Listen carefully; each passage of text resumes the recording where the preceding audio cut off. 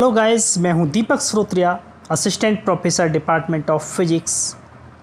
आज के इस लेसन में मैं आपके लिए पढ़ाऊंगा स्पेसिफिक हीट और मोलर स्पेसिफिक हीट और मेयर्स फार्मूला, विशिष्ट ऊष्मा, मोलर विशिष्ट ऊष्मा और मेयर का सूत्र किस तरह से आप निकालेंगे वो मैं आपके लिए इस लेसन में बताऊंगा।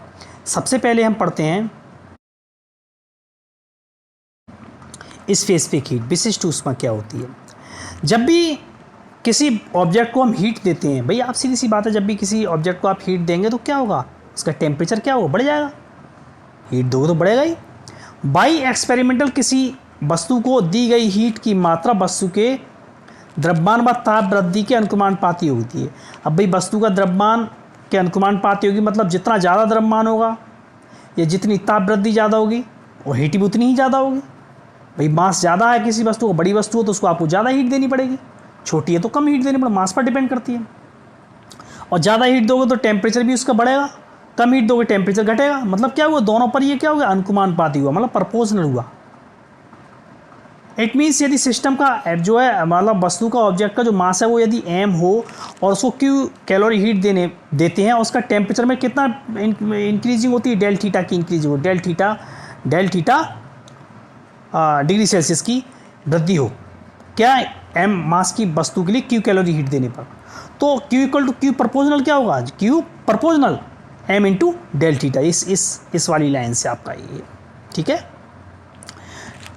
q is proportional to m into del theta. Equal करने के लिए हमने यहाँ पर एक कांस्टेंट c लगा दिया, q equal to c into m del theta. तो ये जो c है, c is a constant. c की वैल्यू वस्तु के पदार्थ पर डिपेंड करती है। इस c को ही पदार्थ की विशिष्ट ऊष्मा कहते हैं, मतलब स्पेसिफिक हीट कहते हैं। इस c जो कांस्टेंट आपने ऐड किया है उसी के लिए, उसी कांस्टेंट के लिए, ठीक है। अतः जो विशिष्ट ऊष्मा होगी वो क्या होगी भाई, c इक्वल टू क्या होगा, q के अपॉन में m और थीटा चले जाएंगे, यहाँ पर मल्टीप्लाई कर रहा हूँ, जाकर डिवाइड कर दिया, c equal to q upon m del theta. देखिए अब इसकी डेफिनेशन कैसे बनाएंगे। देखिए अगर m इक्वल टू क्या है, 1 ग्राम हो जाए, डेल थीटा इक्वल टू भी क्या हो जाए, 1 डिग्री सेल्सियस हो जाए। भाई आपने इतनी हीट दी उसके लिए कि उसका मास m के 1 ग्राम के लिए कि उसके जो टेम्परेचर था 1 डिग्री सेल्सियस इंक्रीज हुआ।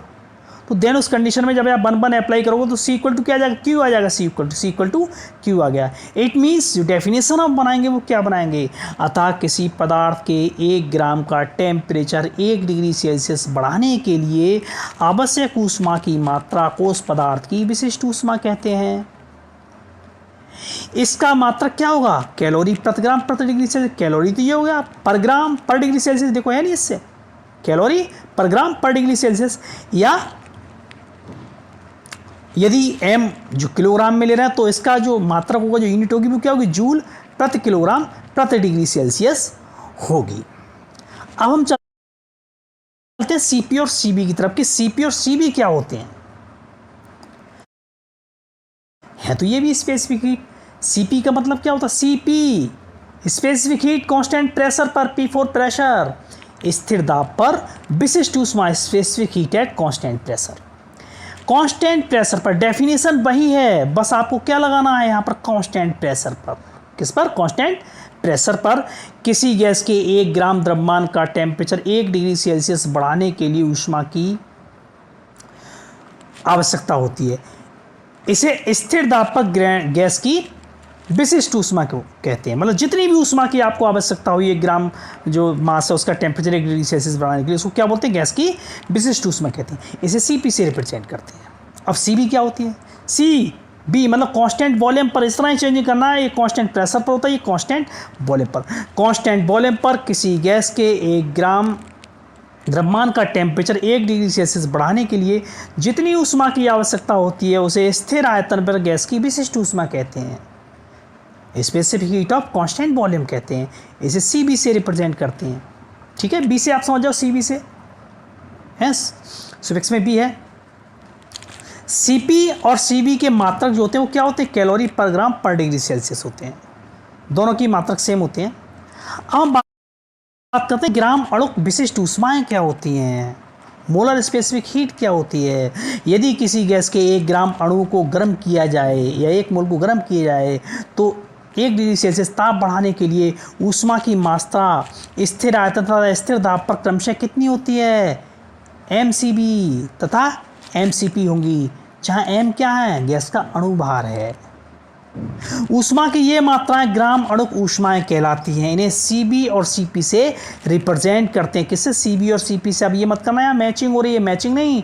This is small letter and this is capital letter, capital C, this is capital C, Cp and Cb। तो Cb और Cp क्या होते हैं? कुछ इस तरह से होते हैं, Cb equal to m small cb, Cp equal to m small cp। ठीक है, इनका मात्रा क्या हुआ? कैलोरी पर मोल पर डिग्री सेल्सियस होता है, या फिर इसको आप क्या लिख सकते हैं? जूल में भी रिप्रेजेंट कर सकते हैं, जूल पर मोल पर डिग्री सेल्सियस। अब देखिए हम मेयर का फार्मूला निकालते हैं कि मेयर का फार्मूला क्या होता है। मेयर का फार्मूला किस तरह से निकालते हैं इनको लगाकर रूल्स को। आपको कभी कभी आता है कि मेयर्स का फार्मूला उत्पत्ति कीजिए, या फिर Cp minus C V equal to R, prove that Cp minus C V equal to R. इसको कई तरह से इसका आ सकता है करने के लिए। तो देखिए इस कंडीशन में हमने क्या होता है, पीबी ग्राफ लिया है, एक पीबी ग्राफ बनाते हैं, एक टेम्परेचर टी पर ग्राफ, एक temperature T plus D T plus del T पर ग्राफ आपने लिया पीबी ग्राफ। माना आदर्श गैस के 1 ग्राम अणु या 1 मोल का प्रेशर, टेम्परेचर और वॉल्यूम कंसेप्ट पी टी और वी है। गैस की ये पोजीशन टेम्परेचर टी पर खींचे गए समतापीय कर्व, मतलब आइसोथर्मल कर्व के पॉइंट ए से रिप्रेजेंट है। मतलब पूरे इस कर्व में टेम्परेचर टी तो कांस्टेंट रहता है ना, इसलिए इसको आइसोथर्मल बोला गया है। तो ये जो पोजीशन है आपकी पीवीटी, वो आपकी इस पॉइंट ए से रिप्रेजेंट है। तो ए पॉइंट पर जो पोजीशन, जो कोऑर्डिनेट है वो क्या है? पी और बी है। टेम्परेचर तो टी है, ये से रिप्रेजेंट है आपके ग्राफ से, लेकिन यहाँ पर जो इसके कोऑर्डिनेट है वो पी बी है, मतलब प्रेशर बी है और वॉल्यूम बी है। माना कांस्टेंट वॉल्यूम पर गैस की ताप टी से टी प्लस डेल टी तक बढ़ाया जाता है। आपने कांस्टेंट वॉल्यूम लिया, भी एक बार कांस्टेंट प्रेशर लेंगे यहाँ पर, क्योंकि यहाँ पर कांस्टेंट प्रेशर है पी सी पी और सी बी है एक बार, तो यहाँ पर कांस्टेंट वॉल्यूम लेंगे। तो सबसे पहले मैंने कांस्टेंट वॉल्यूम लिया। कांस्टेंट वॉल्यूम पर गैस का टेम्परेचर टी से टी प्लस डेल टी बढ़ाया जाता है। तो मतलब ए पॉइंट बी की तरफ नहीं बढ़ना चाहिए बिल्कुल भी, सीधा इधर जाना चाहिए टेम्परेचर टी प्लस डी। तो temperature T plus D T पर ग्राफ क्या है? ये फिर सीधा बढ़ा तो सी पॉइंट पर पहुंचता है। तो अवस्था जो ए होती है आपकी कहाँ पहुंच जाती है? सी में चली जाती है। अवस्था किस में चली जाती है? सी में चलेगी। देखो ए से सी तक चलेगी। अतः इस प्रोसेस में, ए टू सी प्रोसेस में गैस की इंटरनल एनर्जी में जो चेंजिंग होगी वो क्या होगी? मान लीजिए सी पॉइंट पर जो इंटरनल एनर्जी वो क्या है? यूसी है, और ए पॉइंट पर जो इंटरनल एनर्जी वो क्या है? यू है। तो इंटरनल एनर्जी में चेंजिंग क्या होगी? U C minus U A, U C minus U A. किसके इक्वल होगी? Del U equal to first thermodynamic के फर्स्ट लॉ से। थर्मोडायनामिक की फर्स्ट लॉ से क्या होगी? क्यू माइनस डब्ल्यू की इक्वल होगी, सीधी सी बात है। U C minus U equal to del U equal to Q minus W. से इक्वेशन नंबर आपने क्या मान लिया? फर्स्ट मान लिया। यहाँ क्यू क्या है? गैस द्वारा ली गई हीट है, बट डब्ल्यू क्या है? गैस द्वारा वर्क डन है। चूंकि इस प्रोसेस में वॉल्यूम कांस्टेंट रहता है, तो इस कंडीशन में डेल बी इक्वल टू क्या होगा? जीरो होगा। जब डेल बी जीरो हो गया तो आप जानते हैं डब्ल्यू इक्वल टू क्या होता है? पी डेल बी होता है, हमने पढ़ा है। अब del B equal to zero हो तो डब्ल्यू इक्वल टू क्या हो जाएगा? वो भी जीरो हो जाएगा। जब ये जीरो हो गया तो अभी क्यू और आप निकाल लिया, डब्ल्यू तो आपने निकाल लिया, अब क्यू क्या होगा? क्यू इक्वल टू क्या होता है? देखिए क्यू इक्वल टू क्या होता है? M C V D T. तो एम तो यहाँ पर 1 मोल गैस है, इसलिए एम को तो छोड़ दीजिए 1, लेकिन क्यू इक्वल टू क्या होगा? C B del T, temperature T difference हो रहा है। ठीक है, ये दोनों वैल्यू डब्ल्यू और क्यू की आपने यहाँ पर फर्स्ट इक्वेशन में अप्लाई कर दी। Then by equation first U C minus U equal to क्या होगा? C B del T. तो डब्ल्यू जीरो हो गया। इसे इक्वेशन नंबर क्या मान लिया आपने? सेकेंड मान लिया। अब गैस को पुनः अवस्था ए में वापस लाया जाता है। अब अवस्था क्या कर दिया आपने? अवस्था ए में वापस लाए। अब इसके लिए आपने क्या किया? ए से टेम्परेचर आपने बढ़ाया कांस्टेंट प्रेशर पर। आप प्रेशर की तरफ नहीं बढ़ना है आपके लिए, कांस्टेंट प्रेशर पर आपने टेम्परेचर टी से टी प्लस डेल टी किया। तो पोजीशन आपकी जो ए है वो किस में चली जाती है? देखिए बी में चलेगी। आपकी पोजीशन किस में चलेगी? बी में। बी पर प्रेशर तो आपका पी ही रहा, लेकिन वॉल्यूम कितना हो गया? बी प्लस डेल बी हो गया।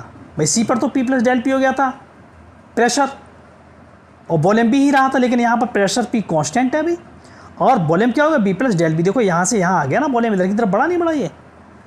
तो जिससे गैस पोजीशन बी में चली जाती है। ए पोजीशन किस में चली जाती है? बी में चली जाती है। अतः प्रोसेस ए टू बी में गैस की इंटरनल एनर्जी में चेंजिंग क्या होगी? U B minus U A, मतलब Q dash minus W dash, बिल्कुल इसी तरह, बिल्कुल सेम फर्स्ट इक्वेशन की तरह, U B minus U equal to Q dash minus W dash. तो चूंकि इस प्रोसेस में वॉल्यूम में जो चेंजिंग है वो कितनी है? डेल बी है। देन वर्क डन क्या हो? वॉल्यूम में तो चेंजिंग हो रही है, अब तो अब वॉल्यूम में चेंजिंग हो ही नहीं हुई। देखो ये तो डब्ल्यू जीरो थोड़ी हो जाएगा इसकी तरह, तो डब्ल्यू डैश क्या होगा? पी डेल बी, और क्यू डैश क्या होगा? उसी तरह जहाँ पर सी बी डेल टी किया था, यहाँ पर सी पी डेल टी करेंगे, क्योंकि यहाँ पर कांस्टेंट प्रेशर है, तो Q dash equal to C P del T. दोनों को आपने अप्लाई कर दिया इस इक्वेशन में, यू बी माइनस यू, तो U B minus U equal to क्या हो जाएगा? C P del T minus P del V. This is equation number 3। अब प्रोसेस ए टू बी में पोजीशन ए में गैस का वॉल्यूम बी है। भाई प्रोसेस जो ए टू बी था उसमें गैस का वॉल्यूम क्या है? भाई ए टू बी में गैस का वॉल्यूम क्या है? ए पोजीशन में गैस का वॉल्यूम बी है, और बी पोजीशन में गैस का वॉल्यूम क्या हो जाता है? बी प्लस डी भी हो जाता है, तथा temperature T plus D T हो जाता है। Then for position A and B by ideal gas equations, जो किस पोजीशन ए के लिए और पोजीशन बी के लिए जो आइडल गैस इक्वेशन है उसको कैसे हो? फॉर प्रोसेस ए, मतलब ए पॉइंट के लिए, तो पी बी इक्वल टू क्या है? आर टी, क्योंकि वहाँ पर प्रेशर पी है, बी और टेम्परेचर क्या है? टी है। लेकिन जैसे ही आप प्रोसेस बी पर पहुँचते हैं, प्रोसेस नहीं, पोजीशन बी पर पहुँचते हैं, जो प्रोसेस ए टू बी में पोजीशन बी पर पहुँचते हैं, तो वहाँ पर वॉल्यूम क्या हो जाता है? बी प्लस डेल बी, और टेम्परेचर क्या होता है? टी प्लस डेल टी हो जाता है। तो आपने पी बी बराबर आर टी में ये सब चीज़ रख दी, तो इक्वेशन आपकी ये बन के जाती है। अब क्या करेंगे आप? इक्वेशन 5 में से 4 को आप क्या कर देंगे? घटा देंगे, इसको सब्ट्रैक्ट करेंगे।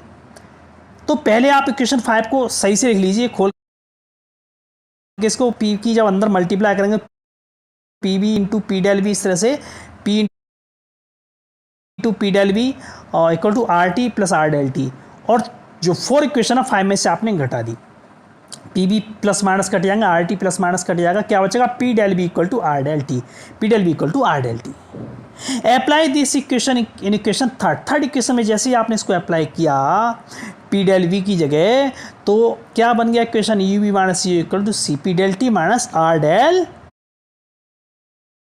टी। ये रहा, ये ठीक है। इसको इक्वेशन हमने मान लिया 6। दोनों प्रोसेस में ए टू बी हो चाहे ए टू सी हो में टेम्परेचर में चेंजिंग जो होती है डेल्टी वो सेम है। आपने क्या देखा? दोनों प्रोसेस में टेम्परेचर में चेंजिंग सेम है। आइडल गैस की इंटरनल एनर्जी ओनली टेम्परेचर पर डिपेंड करती है। मैंने क्या बताया था कि आइडल गैस की जो इंटरनल एनर्जी होती है वो केवल टेम्परेचर पर डिपेंड करती है। तो यहां पर चेंजिंग क्या हो रही है? सेम हो रही है। अतः दोनों प्रोसेस में इंटरनल एनर्जी में चेंजिंग क्या होगी? सेम होगी, क्योंकि टेम्परेचर भी जो चेंजिंग है वो भी सेम है। तो जाहिर सी बात है कि इंटरनल एनर्जी में भी चेंजिंग होगी, वो भी क्या होगी? सेम होगी। अर्थात यू सी माइनस यू ए बराबर you B minus U A, मतलब जो इंटरनल एनर्जी में चेंजिंग हुई दोनों प्रोसेस में सी टू ए में और बी टू ए में, दोनों में क्या है? सेम है। तो दोनों की वैल्यू जब आप पुटअप करोगे बाई इक्वेशन सेकेंड एंड 6 से, सेकेंड इक्वेशन से जो U C minus U A की वैल्यू वो क्या है? सी बी डेल टी, और U B minus U A की वैल्यू क्या है? C P del T minus R del T. देखिए डेल टी दोनों में कॉमन लिया आपने, डेल टी से डेल टी कट हो जाएगा, यहाँ पर क्या बचा? C V equal to C P minus R. C P को आप सी बी की तरफ ले आएंगे, C V minus C P equal to minus R, minus constant लेंगे तो ये आपका इक्वेशन बनता है क्या? C P minus C V equal to R. This is Mayer formula, यही मेयर का फार्मूला है। देखिए यहाँ पर जब सी पी में से सी बी घटाते तो आर वैल्यू निकल कर आती है। आपने यहाँ पर देखा कि आर वैल्यू निकल कर आती है, इसका मतलब इसमें सी पी सी बी से बड़ा होगा, मतलब ग्रेटर देन होगा, तभी तो आर वैल्यू आ रही, वरना जीरो नहीं होता। Then we can see that C P is greater than C V. तो ये था आपका मेयर का फॉर्मूला। बाकी अगले लेसन में आप पढ़ेंगे